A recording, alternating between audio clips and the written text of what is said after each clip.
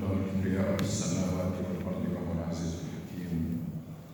الحمد لله الذي بنعمته تتم الصالحات. ربنا لك الحمد حتى ترضى ولك الحمد إذا رضيت ولك الحمد بعد رضا. صلى الله وسلم وبارك على سيد الأولين والآخرين محمد وعلى آله وصحبه أجمعين ومن تبعهم بإحسان إلى يوم الدين. أشهد أن لا إله إلا الله وحده لا شريك له الملك الحق المبين، وأشهد أن محمدا عبده ورسوله وصفيه من خلقه وخليله وأمين وحده. يا أيها الذين آمنوا اتقوا الله حق تقاته ولا تموتن إلا وأنتم مسلمون. يا أيها الذين آمنوا اتقوا الله ولتنظر نفس ما قدمت لغد واتقوا الله إن الله خبير بما تعملون. And dear respected brothers and sisters in Islam, all praise and glory and thanks are due to Allah subhanahu wa ta'ala. We owe Allah subhanahu wa ta'ala everything we have, وَمَا بِكُم مِّن نِّعْمَةٍ فَمِنَ اللَّهِ.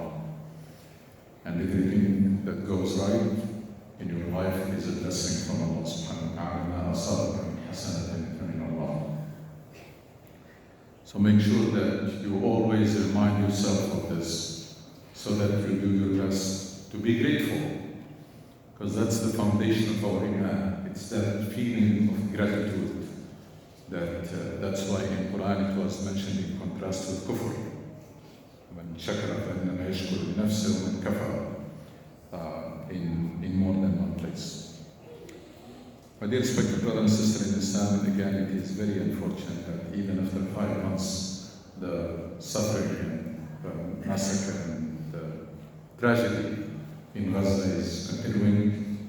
It's beyond imagination, beyond explanation, or beyond people eating. What people are eating, the people are dying of hunger, people are desperate for food to come from the skies, and it is something beyond our imagination how about those who are actually living it. So make sure that this is a blessed month. Make sure you keep them in your dua.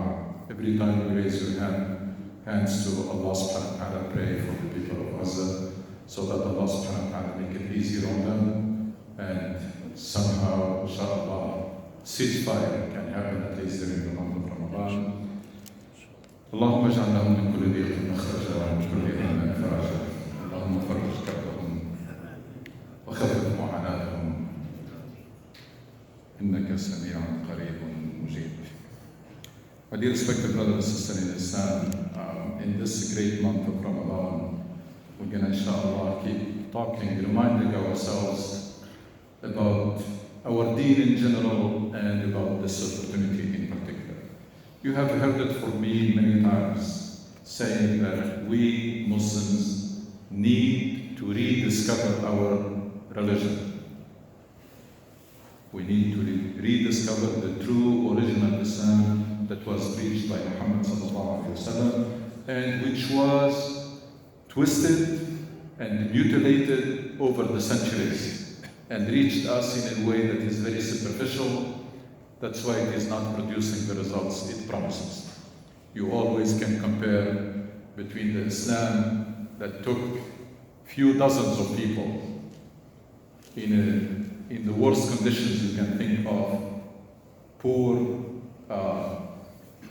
in tribal society, fighting each other all the time, short in number, that sat in the middle of nowhere, and then they became leaders of a great civilization and champions of a great civilization. There is no way one can accept that the same Islam is now being embraced by 1.5 billion and they are irrelevant in this world. There's no comparison between the results. There must be something wrong in our understanding and in our practice of that great religion. Our deen was communicated to us in a way that is very strange, very superficial, and very weird way. Just a short list. We were told that Islam consists of a couple of things that you need to do and a couple of things that you need to avoid, and you're fine. You're good. Just fast, fasting, and in most cases fasting was also taken as a culture, as a habit. Pray, and people, they found a way for themselves even to avoid praying. Allah will forgive. So they continue to fast because it's cultural, but prayer, they're counting on Allah to forgive. Hajj, for a long time, it became something only for very old people who are retired. They have nothing better to do in life than they have to go to Hajj. It's not for anybody who can afford it. Even if you are young, you have the financial, physical capability, it's a must on you. It's a fard. See how much twisting happened to this great religion. And on the other side, just don't commit adultery, don't drink alcohol, and don't steal. And stealing is not even because it is haram, because it is something that is shameful. So people don't do it, and that's it. I mean, lying, there is no great emphasis on it. Cheating, bribery, work ethics, all of this, there is no emphasis on it. But just these couple of things to do and couple of things to avoid. And then, and some of these things even happen only in conservative families. That it's bad to do this or it's bad to do that. It's not even haram, but because it is a family that is a conservative family. Allah subhanahu wa ta'ala was introduced to us in a way very superficial. The only time the child hears about Allah is associated with hellfire and punishment. My child, pray, because if you don't pray, Allah will throw you in hellfire. So that's the child grows up hearing Allah only when associated with punishment and hellfire. Prophet Muhammad ﷺ was introduced to us in a very strange way that made us love him and have very strong emotional attachment to him, but not taking him as a role model, which is the whole idea about Prophet Muhammad ﷺ, is to be لَقَدْ كَانَ لَكُمْ فِي رَسُولِ اللَّهِ أُسْوَةٌ حَسَنَةٌ. So Muslims are very sensitive when anybody mocks the Prophet. Very angry, very sensitive. But are they taking the Prophet ﷺ as a role model? How much do we know about Prophet Muhammad ﷺ? Very little. Superficial knowledge, and we are not. And when you ask someone, they say, oh, that's the Prophet. You can't compare yourself to the Prophet. How is he a role model if we cannot compare? You must compare yourself. You must compare your prayers to the prayer of Rasulullah ﷺ and do your best to close the gap. You may not reach that level, but you should do your best. Same thing for akhlaq. You should strive to have the character and the manners of Rasulullah ﷺ. Same thing for your service of the deen, how much you're giving. Rasulullah ﷺ gave this deen all his life. 23 years, day in, day out. He spared no effort advancing the cause of Allah subhanahu wa ta'ala and delivering the message. Compare what you're doing for the cause of Allah subhanahu wa ta'ala to what Prophet Muhammad did. So as I said, even salah, there are people who are performing it just to avoid punishment, and there are people who even do not performing it because they're counting that Allah is forgiving. And that's probably the majority of Muslims who will fall in these two categories. Fasting, as I mentioned, it came to us more as a habit. So you find somebody who's not praying, who may committing all the major sins that you think of. If you tell them, are you fasting this month? They will be offended. Are you fasting this Ramadan? Say, what do you mean? Because that's something that is shameful, not to fast. So it became part of habits and culture rather than a religion. And nowadays, because Muslim societies became more and more liberal, there are more and more people who are not fasting. And they even do it in the streets. There used to be a time, I remember in our childhood, very rarely, almost you never see someone who's not fasting in the streets. Nowadays, it's becoming more and more acceptable and normal. Why? Because it came as part of conservative culture. And as people became less conservative, they didn't see the reason why should they be fasting. Most of them, they were not praying anyway. The only thing they were doing is fasting. So they also took it away because, again, it came as a cultural matter, not as a religious matter. The original true Islam is something else. Rasul Sallallahu Alaihi Wasallam, the Islam that was preached by Rasul Sallallahu Alaihi Wasallam, it was an invitation for people to commit, to dedicate their lives to Allah. That's what the companions understood from Rasul Sallallahu Alaihi Wasallam from day one. Before they knew how to pray, before they knew about Ramadan, before they knew about anything else, they made that pledge that I'm coming to dedicate my life and myself to Allah subhanahu wa ta'ala. To do what? To strive, to understand and fulfill the purpose of Allah subhanahu wa ta'ala. Fahm murad Allah wa infad murad Allah. That's the pledge. You come to Islam, you are making that pledge, that commitment, that I'm going to dedicate my life moving forward to try to understand the purpose of Allah and fulfill it. Understand the plan of Allah for this world, for me and for this world, and try to my best to execute it. So, which means that you're gonna do your best to know Allah subhanahu wa ta'ala and worship Him, know His purpose and fulfill it, make this world as close as possible to Allah's plan. There is a lot of understanding that needs to happen, and there is a lot of work that needs to be done. So much to learn, or so much to know, and so much to do. It's a big commitment, and it's a big honor to be Muslim, but also with it comes responsibility. So people understood Islam, the original Islam, as a life mission. Now that mission, it's very demanding. It requires a lot of patience, a lot of resilience, a lot of perseverance. And before that, it requires you to be a role model, to practice what you preach, to be a role model for that message. Because Allah subhanahu wa ta'ala warned us against inconsistency between your words and your action. أتأمرون الناس بالبر وتنسون أنفسكم كبر مقتا عند الله أن تقولوا ما لا تفعلون. Something that Allah hates so much, that your words and your action are not consistent. You say things and you do other things. كبر مقتا عند الله. So it requires a lot of work to develop yourself into a role model, a lot of work of learning the purpose of Allah, what is it that Allah subhanahu wa ta'ala wants to happen on earth, and a lot of work to make that happen and to execute the plan of Allah subhanahu wa ta'ala. It requires people who are very strong and very focused.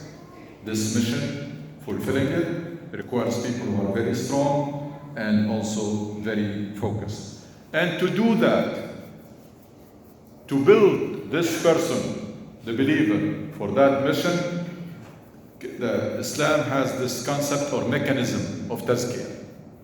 Mechanism of tazkiyah, it's basically preparation of the believer for that to fulfill that great mission.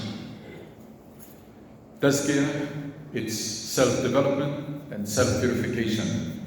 It gives you the spiritual energy and power that you need to fulfill that mission. Allah subhanahu wa ta'ala says, وَاسْتَعِينُوا بِالصَّبْرِ وَالصَّلَاةِ. And you seek help in fulfilling your mission in prayers and in patience. Luqman, when he told his son, وَأْمُرْ بِالْمَعْرُوفِ وَانْهَ عَنِ الْمُنْكَرِ وَاصْبِرْ عَلَى مَا أَصَابَكَ. If you're going to fulfill this mission, then you have to be very patient. Where this patience and this strength and this resilience is going to come from? From that mechanisms of tazkiyah or self-development. And also, it requires that energy and power, spiritual energy and power, but also this mission requires people to be very focused. Very focused means no distraction. You should not do anything that will defeat the purpose. You cannot be on a mission and you do things that contradicts that, or that will weaken your ability to fulfill that mission or distract you. And that's why we had those ibadat, and that's why we have those muharramat. Allah subhanahu wa ta'ala prescribes those worship acts to make you the one, the believer who can fulfill that mission. Salah, fasting, etc. The companions understood that these are meant for as tools to prepare you and to strengthen you as you fulfill your mission. So they were connected to a purpose. People were worshipping for a purpose, not worshipping just to avoid punishment. Because acts of worship in Quran, they were associated with taqwa. Fasting, لَعَلَّكُمْ تَتَّقُونَ. Is this only for fasting? No. يا أيها الناس اعبدوا ربكم واعبدوا عبادة in general.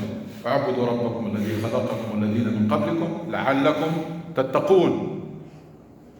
So there is worship that we do to increase our taqwa and our iman and our ability to fulfill that mission. And that's why we had things that were forbidden, because these things, either they weaken you when you do them, or they distract you from your mission. Anything that Allah subhanahu wa ta'ala, anything that harms you or weakens your ability to fulfill the mission or distract you from your mission, Allah has made it forbidden. Has made it forbidden and gave you an alternative that is halal. It is haram, but there is an alternative to that haram in something that is halal.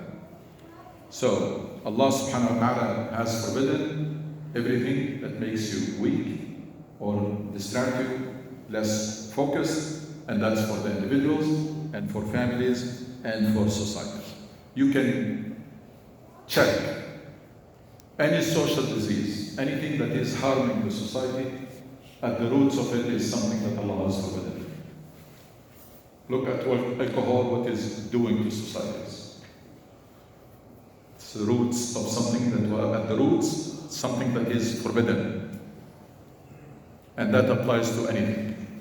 Cheating, lying, corruption, hurts the economy. Anything that is not beneficial for people, Allah subhanahu wa ta'ala has made it haram. And vice versa. Anything that Allah has made it haram is harmful for people. And that's for all that reason.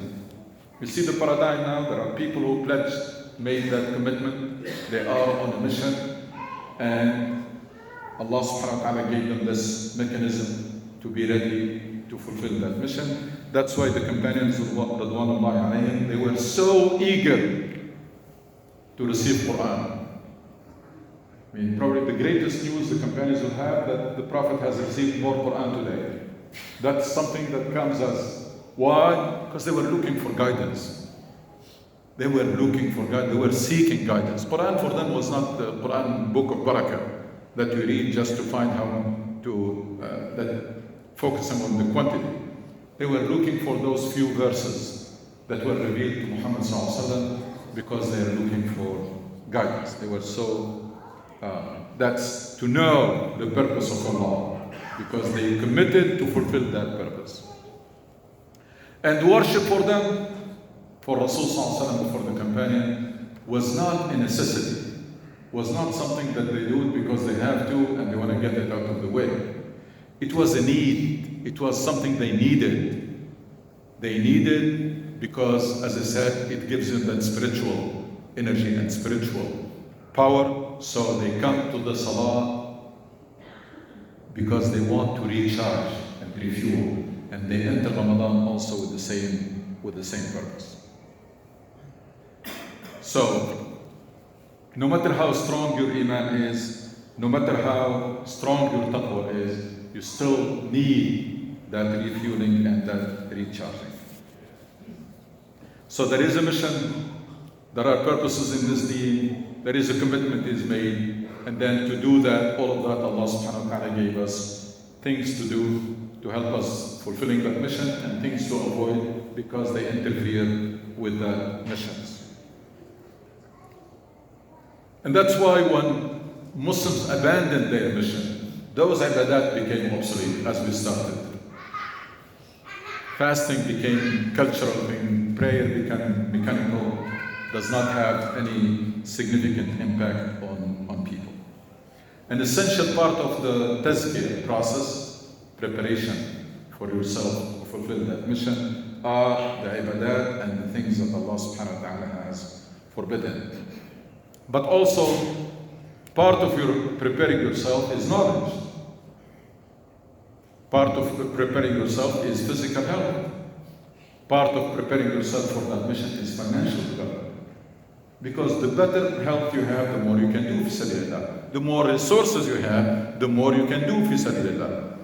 So taking good care of your health, trying to be in good shape financially, acquiring knowledge, all of these, with the ibadat, with the fiqh, all of these are tazkiyah program for the believers who are on a mission.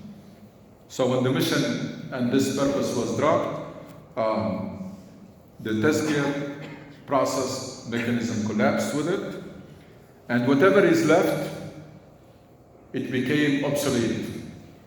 As I said, fasting, people they fast, but it has no impact on them. And they pray, and that doesn't have much impact on them. Why? Because they are doing it either as a habit, or as a culture, or simply to avoid punishment. Get it out of the way, because if I don't pray, I'm afraid I'm going to be thrown in hellfire, so I don't want to be thrown in hellfire, let me pray. Which prayer has very different meaning for the companions. Now these ibadat, they come in different forms. It's like, when a player or an athlete is to be prepared for a competition, they work on different skills. Their coaches, they work on different skills so that the player is ready and perform the day of. وَلِلَّهِ الْمَثَلُ الْأَعْلَى. These ibadat are meant to work on different aspects of it. Like for example, take salah. In salah, you practice dedicating few minutes to Allah subhanahu wa ta'ala completely. It's like reliving the trip of Isra and Mi'raj. Why? Because for a few minutes you should try to forget about this dunya completely and dedicate those few minutes to Allah subhanahu wa ta'ala. You practice connection with Allah. If you try to be aware of everything you say when you are praying, whether it is tasbih, the ruku' or sujood, or the Fatiha that you're reciting, or the surah that you're reciting, if you try to be aware of everything you do, you establish that connection, practice connection with Allah subhanahu wa ta'ala. You also train yourself or remind yourself for your need to Allah subhanahu wa ta'ala, because you make dua during your prayer, especially in sujood. So that's a reminder for you to remind yourself of your need for Allah subhanahu wa ta'ala.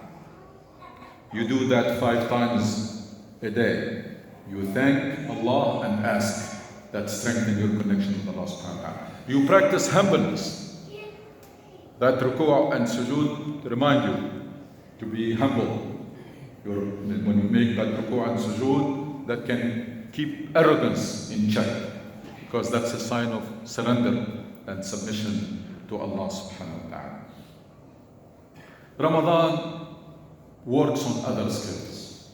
Ramadan is meant, as I mentioned just before Jumu'ah, is meant to train us to be in a continuous state of worship.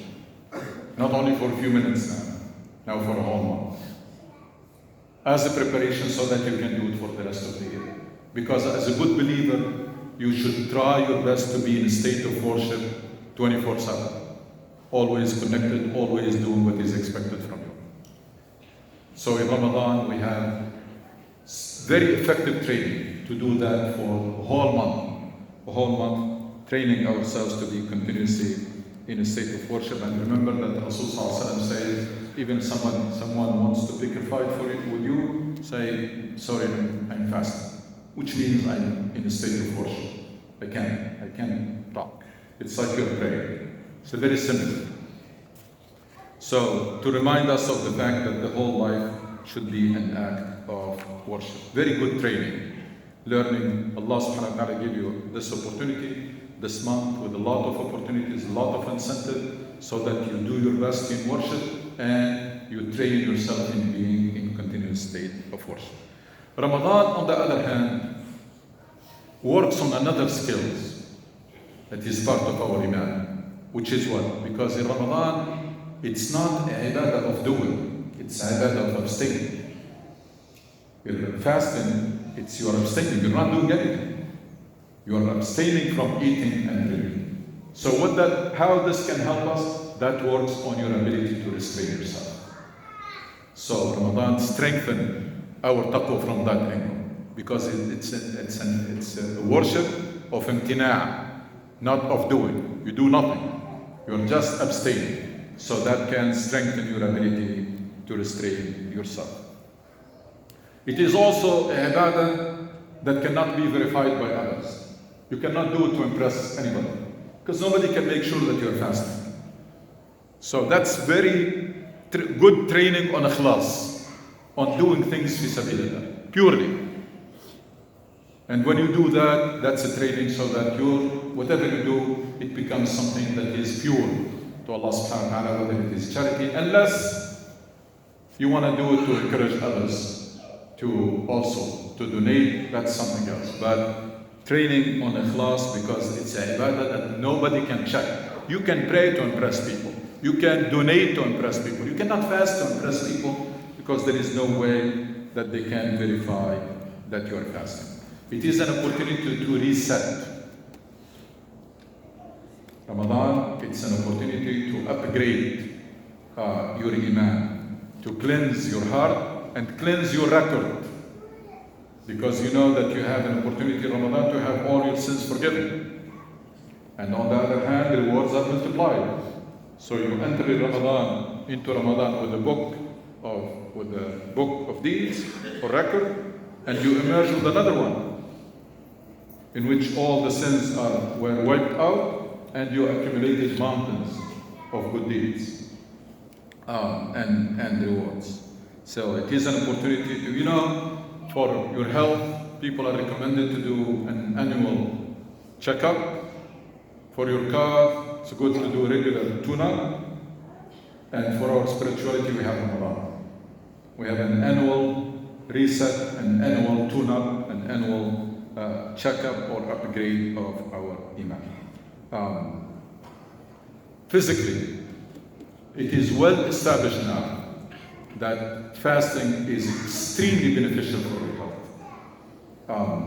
Cleanses your body from dead cells and from non-functional cells and etc., and then builds even new cells. So that's why nowadays doctors are prescribing fasting.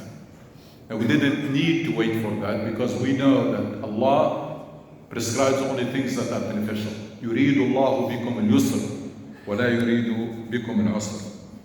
The more you learn about Ramadan, the more you appreciate that, how Allah wants ease when He's asking us to fast. Yes, because so much benefit we're getting with that fasting.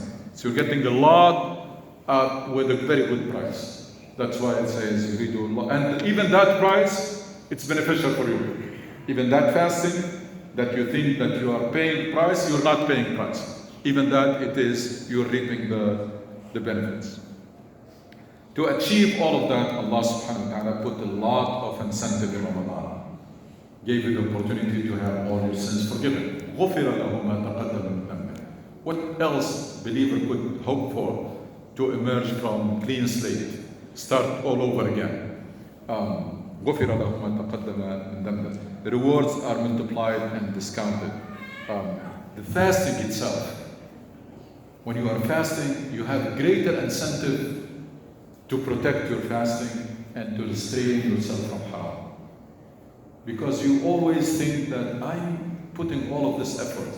I'm not going to allow my fasting to be spoiled because of a word I say or because something I see that they're not supposed to see. You have a greater incentive to behave. Why? Because you're paying heavy price. You're working hard for your fasting. No smart person or wise person will abstain from halal and indulge in haram. No wise person or smart person will work hard to fast and allow things to spoil their fasting. Just because they cannot control their tongue from backbiting or from slander or from bad words or whatever, or they cannot control their eyesight. Any smart person and wise person will remember that I'm doing all these efforts, I'm not going to allow anything to spoil my fasting. And that's also a good training on restraining ourselves and controlling our senses. You see, it's a great season with a lot of opportunities, and of course there is the night of Qadr in it, which is better than life, and therefore take full advantage of it. Still never too late to have a very good Ramadan, even if you did not start on a very good footing. There is still room and time to catch up with Allah in our Ghafur.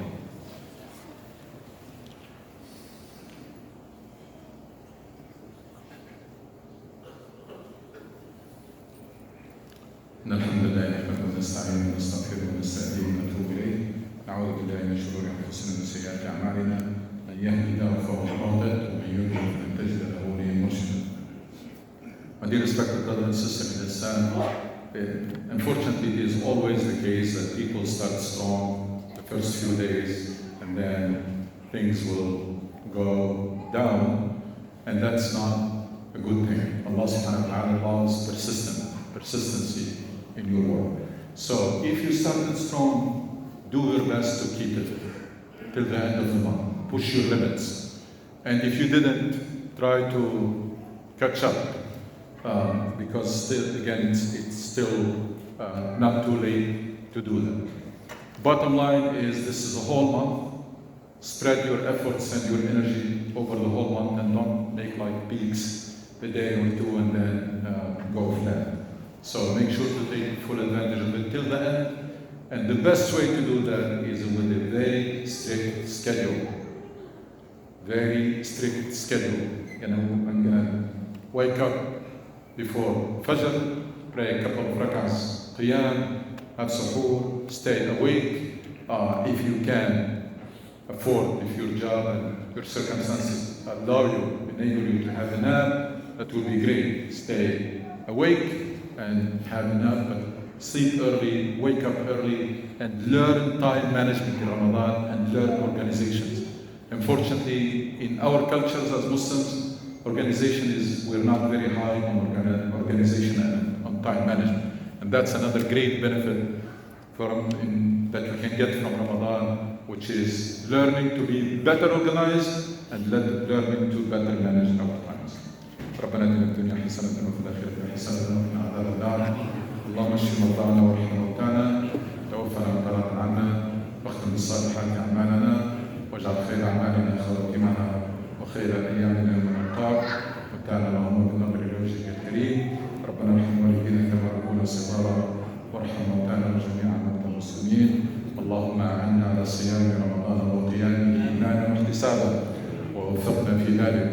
اللهم أعنا على صيام رمضان إيمانا واحتسابا ووفقنا إلى ذلك. اللهم اجعلنا من أتقاك في هذا الشهر الكريم. لا إله إلا أنت سبحانك إنا كنا من الظالمين. صلى الله على سيدنا محمد وعلى آله وصحبه.